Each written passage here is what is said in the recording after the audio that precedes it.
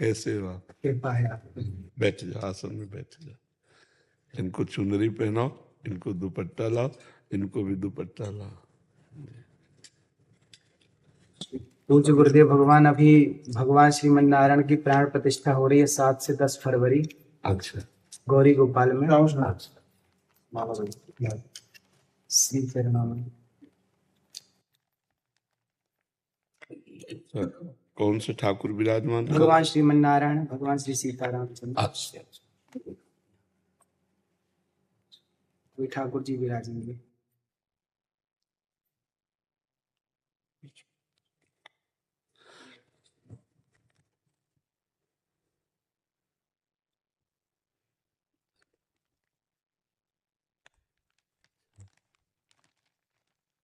ये हमारे लिए लाया? जी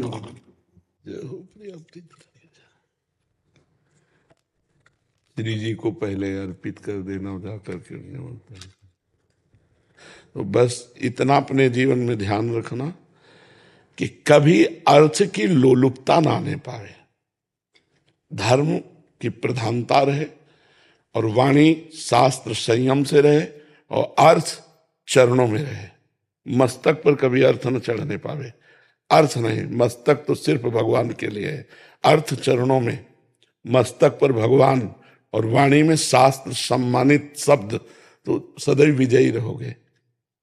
जहां कहीं हमारे अंदर अर्थ की प्रधानता आ जाएगी, दिमाग अर्थमय हो जाएगा, वहां हम हार जाएंगे। संसार में अर्थ ही सब कुछ नहीं होता, एक प्रतिष्ठा भी होती है।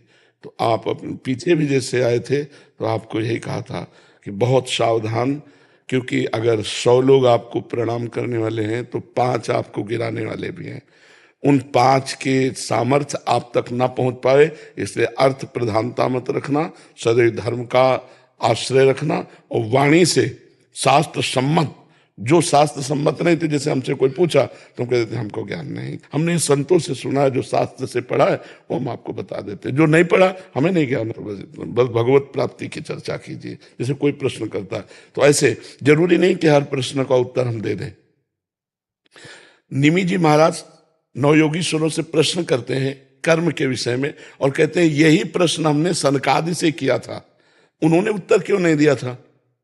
तब निमि जी को नवयोगीश्वर में योगीश्वर बोलते हैं उस समय आपकी बाल्यावस्था थी, आप अनाधिकारी थे, इसलिए सनकादि ने आपको उत्तर नहीं दिया। तो जरूरी नहीं कि अनाधिकारी को उत्तर दिया जाए। अगर अनाधिकारी है तो मौन, हम असमर्थ हैं आपके प्रश्न के उत्तर। दूसरा प्रश्न कीजिए। कहीं भी निमंत्रण हो, कहीं भी आपको बुलावा हो, पहले देखो कि मुझे यहाँ जाने से धर्म प्रतिष्ठा इस पे आंच तो नहीं आएगी। अगर आंच आ रही तो बिल्कुल ना।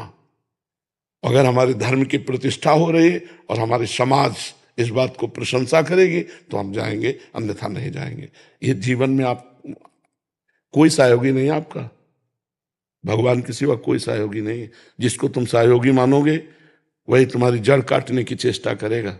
तुमको अपने पैरों के बल खड़ा होना है, भगवान के बल से। हमारी बात एक सूत्र समझ लो, प्रश्न का उत्तर वही दो अधिकार के अनुसार, जानकारी के अनुसार। वो अधिकारी होना चाहिए, आपको जानकारी होनी चाहिए। आप वहीं जाइए जहां आपकी प्रतिष्ठा, आपके धर्म की प्रतिष्ठा में आंच ना आवे। अर्थ उतना भावना कीजिए जितने से सेवा सामग्री सब सुरक्षित चलती रहे, वो भगवान देते रहते हैं। उसके लिए ऐसे करने की जरूरत नहीं। अगर हमारी सात्विक प्रवृत्ति से यश प्रवृत्ति बढ़ रही तो कोई हानि की बात नहीं, लेकिन यदि वो थोड़ा भी गिर करके बढ़ रहा है यश, तो वो यश सम्माननीय नहीं होता। साधु सभा में यश वही सम्माननीय होता है जो धर्म के अनुसार और गौरव के अनुसार बढ़ता है। तो आप गौरववान बनिए और धर्मनिष्ठ बनिए, जो आपके जीवन को आगे और प्रकाशित करे। कोई सहयोगी नहीं, पहला शब्द याद कर लो। जिसे तुम सहयोगी समझ रहे हो वही तुम्हें नीचा दिखाने की कोशिश करेगा। आपको अगर उन्नतिशील बहुत समय तक टिके रहना है धर्म क्षेत्र में, तो आपको अपने पैरों के बल खड़े होना पड़ेगा। इसके लिए आपको परिपक्व रहना होगा, स्वयं परिपक्व रहना होगा। यश बढ़ने में वर्षों लगते हैं, धूमिल होने में 2 मिनट लगते हैं। 2 मिनट में सब चौपट हो जाता है। इसलिए जो भगवान ने आपको दिया है यश, जो भगवान ने आपको पवित्रता दी, उसका निर्वाह आप कीजिए। संयम से स्वयं रहिए। कहीं भी कभी भी जो भगवान ने अर्धांग में विराजमान कर दिया, इसके सिवा कभी दृष्टि नहीं डालनी, नजर नीची करके बात करो, उत्तर दिया, खत्म खेल। कभी किसी से किसी तरह का लगाव ना होने पावे तो कभी जीवन में तुम्हें कोई गिरा नहीं सकता। यही होते हैं कंचन कामिनी, गिराने वाले। कीर्ति तो हरि के द्वारा दी हुई होती है, वो अपने प्रयास से नहीं आती, हरि के प्रयास से आती है। न कामिनी में कभी आकर्षण हो, न कंचन में कभी आकर्षण हो। कंचन तो अपने आप बरसेगा जब हम धर्म में चल रहे हैं। जैसे समुद्र में बिना बुलाए नदियां अपने आप जा रही हैं, ऐसे धर्मात्मा पुरुष के पास समस्त वैभव अपने आप आ जाता है। खूब आनंदित रहो, प्रसन्न रहो और हमारे सनातन धर्म को आगे बढ़ाओ।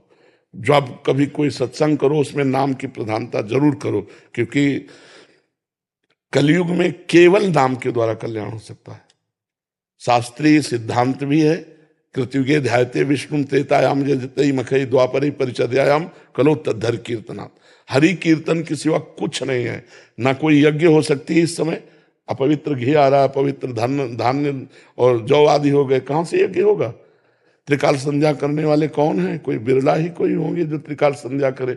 ध्यान, मन इतना चंचल, ध्यान कैसे लग सकता है? पूजा, इतनी वासनाएं बढ़ी हुई हैं कि उपासना कैसे बन रही? तो एक ही रह गया है, नाम जप, नाम कीर्तन, गुण कीर्तन, श्रवण, बस इसी के द्वारा भगवत प्राप्ति हो जाएगी।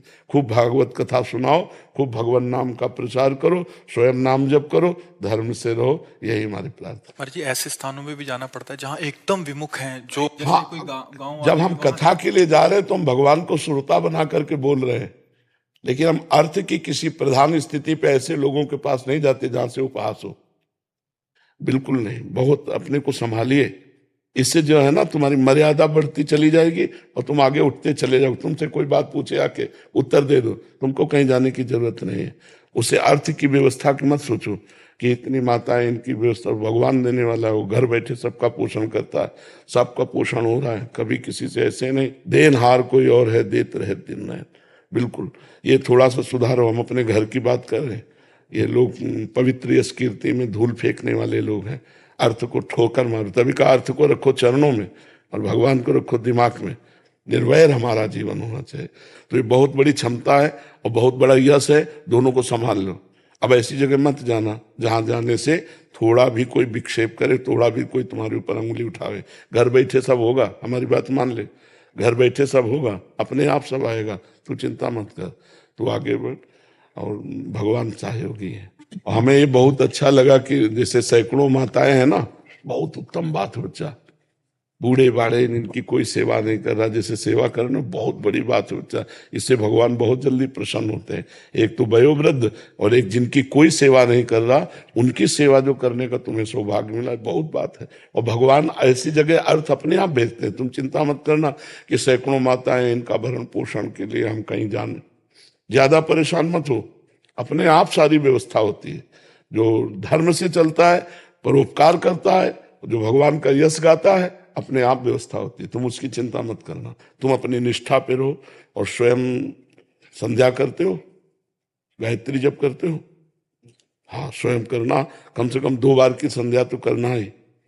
और कुछ मंत्र गायत्री के जरूर जपना, क्योंकि उसके द्वारा बुद्धि प्रकाशित होती है। शास्त्र सम्मत ज्ञान जो होता है ना, वही लोगों को आकर्षित करता है। तो गायत्री माता भगवान श्री कृष्ण का ही स्वरूप है। तो श्रीमद् भागवत श्री कृष्ण का वांग्मय स्वरूप है।